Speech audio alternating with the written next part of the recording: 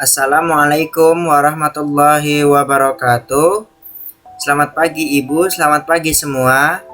Saya Fendi Setiawan, perwakilan dari kelompok 1. Pada hari ini saya akan mempresentasikan materi PPKN tentang bentuk ancaman terhadap negara Indonesia menurut Undang-Undang Nomor 34 Tahun 2004.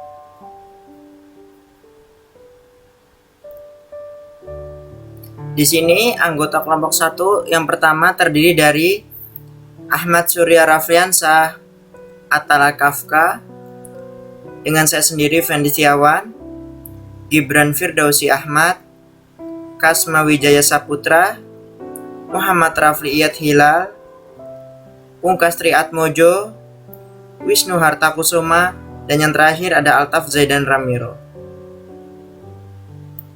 Daftar isi materi pada presentasi pada hari ini terdiri dari yang pertama ada pengertian ancaman, yang kedua ada bentuk ancaman terhadap negara Indonesia, yang ketiga pentingnya usaha pembelaan negara dalam kesatuan NKRI,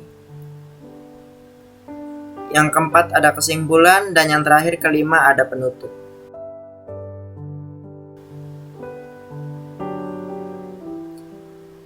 Sekarang kita bahas terlebih dahulu apa itu ancaman.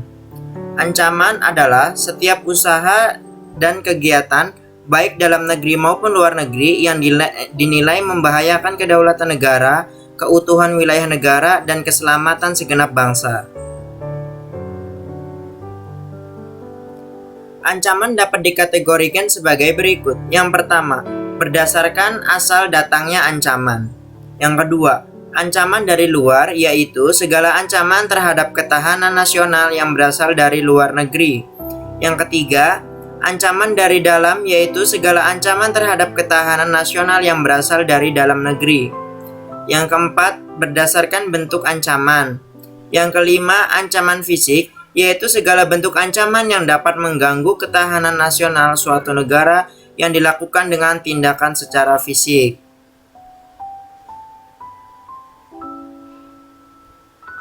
Contohnya yang pertama ada pembunuhan, yang kedua ada serangan bersenjata, dan yang ketiga terorisme baik berasal dari dalam maupun luar negeri.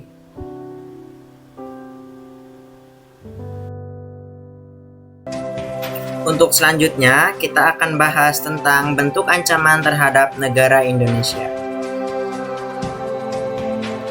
Pembukaan Undang-Undang Dasar 1945 alinea keempat menyebutkan tujuan bangsa Indonesia membentuk suatu pemerintahan negara adalah untuk melindungi segenap bangsa Indonesia dan seluruh tumpah darah Indonesia untuk memajukan kesejahteraan umum, mencerdaskan kehidupan bangsa, dan ikut melaksanakan ketertiban dunia yang berdasarkan kemerdekaan, perdamaian abadi, dan keadilan sosial dalam wadah negara kesatuan Republik Indonesia berdasarkan Pancasila.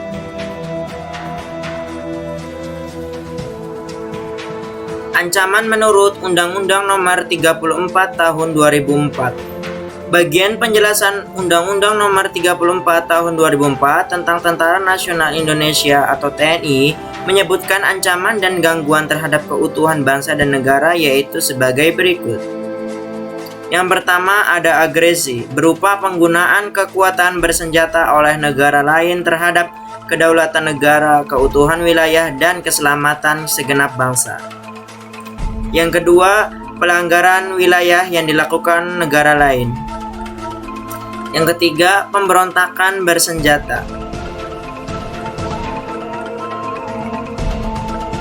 Yang keempat, sabotase dari pihak tertentu untuk merusak instalasi penting dan objek vital nasional. Yang kelima, spionase yang dilakukan oleh negara lain untuk mencari dan mendapatkan rahasia militer. Yang keenam, aksi teror bersenjata yang dilakukan oleh teroris internasional atau bekerja sama dengan teroris dalam atau luar negeri.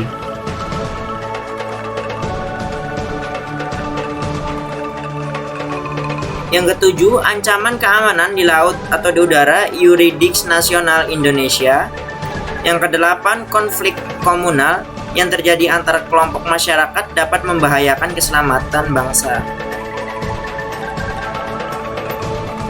Setelah membahas tentang bentuk ancaman terhadap bangsa Indonesia, selanjutnya kita akan membahas tentang pentingnya usaha pembela negara dalam Kesatuan Negara Republik Indonesia atau NKRI. Setiap bangsa atau negara tidak akan lepas dari ancaman, baik dari dalam maupun luar negeri. Oleh karena itu, dibutuhkan upaya bela negara dan kerelaan berkorban guna meniadakan ancaman yang membahayakan kemerdekaan dan kedaulatan negara serta nilai-nilai Pancasila dan Undang-Undang Dasar 1945. Konsep bela negara sering kali dikaitkan dengan militer, kepolisian maupun aparat penegak hukum lainnya.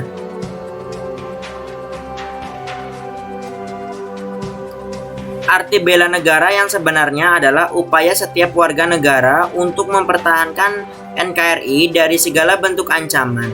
Undang-Undang Nomor 3 Tahun 2002 tentang Pertahanan Negara menjelaskan tata cara penyelenggaraan pertahanan negara yang dilakukan oleh TNI dan komponen bangsa lainnya.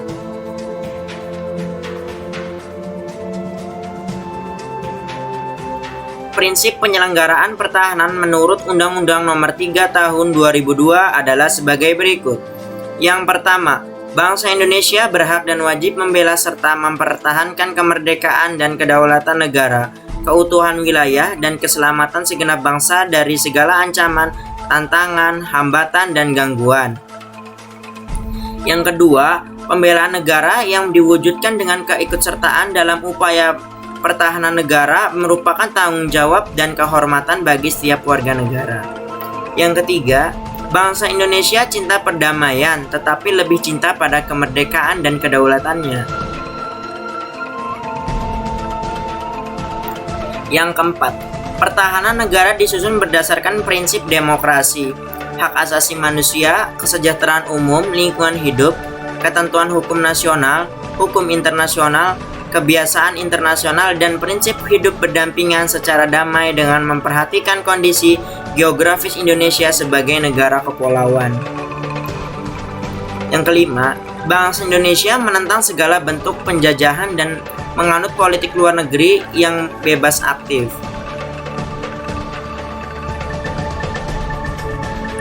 Berikut adalah beberapa dasar hukum dan peraturan tentang kewajiban bela negara. Yang pertama, TAP MPR nomor 6 tahun 1973 tentang konsep wawasan Nusantara dan keamanan nasional. Yang kedua, Undang-Undang nomor 29 tahun 1954 tentang pokok-pokok perlawanan rakyat. Yang ketiga, Undang-Undang nomor 3 tahun 2002 tentang pertahanan negara. Yang keempat, amandemen Undang-Undang Dasar 1945 pasal 30 dan pasal 27 ayat 3. Yang kelima, TAP MPR nomor 6 tahun 2000 tentang pemisahan TNI dengan Polri.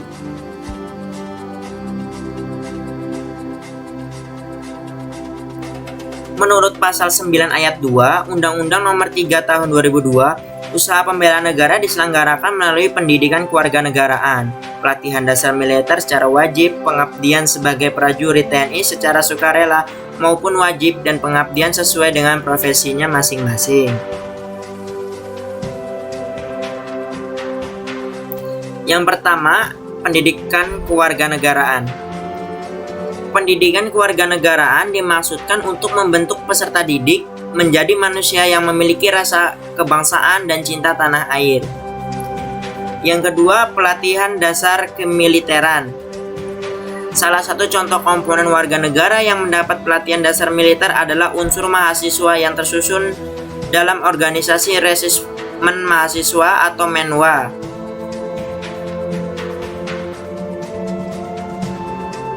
Yang ketiga, pengabdian sebagai prajurit TNI. Berdasarkan pasal 10 ayat 3 Undang-Undang Nomor 3 Tahun 2002, TNI merupakan komponen utama dalam kegiatan bela negara. Dalam upaya pembelaan negara, peranan TNI sebagai alat pertahanan negara sangatlah penting dan strategis karena TNI memiliki tugas untuk mempertahankan kedaulatan negara dan keutuhan wilayah, melindungi kehormatan dan keselamatan bangsa, melaksanakan operasi militer selain perang, dan ikut serta secara aktif dalam tugas pemeliharaan perdamaian regional dan internasional. Yang keempat, pengabdian sesuai dengan profesi.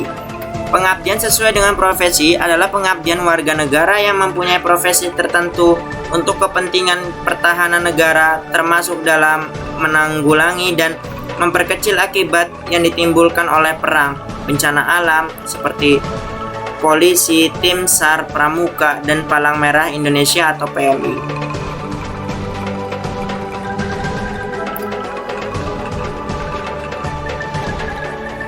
Pada dasarnya, setiap orang mempunyai kewajiban untuk menjaga keutuhan dan keamanan serta ketertiban wilayah sekitarnya, mulai dari lingkungan rumah sendiri, lingkungan masyarakat sekitar, sampai lingkungan wilayah yang lebih luas. Membela negara tidak harus dalam wujud perlawanan dalam bentuk militer, tetapi bisa diwujudkan dengan cara lain.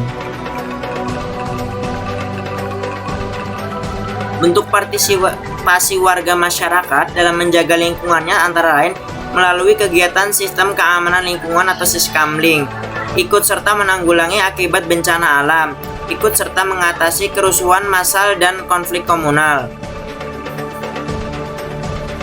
Bagi kami sebagai pelajar, banyak hal yang dapat dilakukan sebagai bentuk bela negara, diantaranya belajar dengan giat, mengikuti kegiatan ekstrakurikuler seperti Paskibra, PMR, dan lain-lain, serta peduli dengan lingkungan sekitarnya. Pramuka termasuk bentuk bela negara. Melalui kegiatan positif ini secara tidak langsung kita berpartisipasi dalam pembelaan negara dalam wujud mengikuti ekstrakurikuler pramuka. Pembelaan negara bisa kita lakukan tidak hanya dalam wujud perlawanan, namun juga bisa dalam wujud belajar dengan giat serta berpartisipasi mengikuti kegiatan-kegiatan positif. Kesimpulan pada materi kali ini adalah ancaman adalah setiap usaha dan kegiatan, baik dalam negeri maupun luar negeri, yang dinilai membahayakan kedaulatan negara, keutuhan wilayah negara, dan keselamatan segenap bangsa. Ancaman dapat dikategorikan sebagai berikut. Yang pertama, berdasarkan asal datangnya ancaman. 1. Ancaman dari luar, yaitu segala ancaman terhadap ketahanan nasional yang berasal dari luar negeri. 2. Ancaman dari dalam, yaitu segala ancaman terhadap ketahanan nasional yang berasal dari dalam negeri.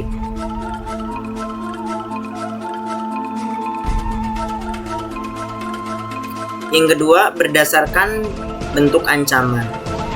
Yang pertama, ancaman fisik, yaitu segala bentuk ancaman yang dapat mengganggu ketahanan nasional suatu negara yang dilakukan dengan tindakan secara fisik.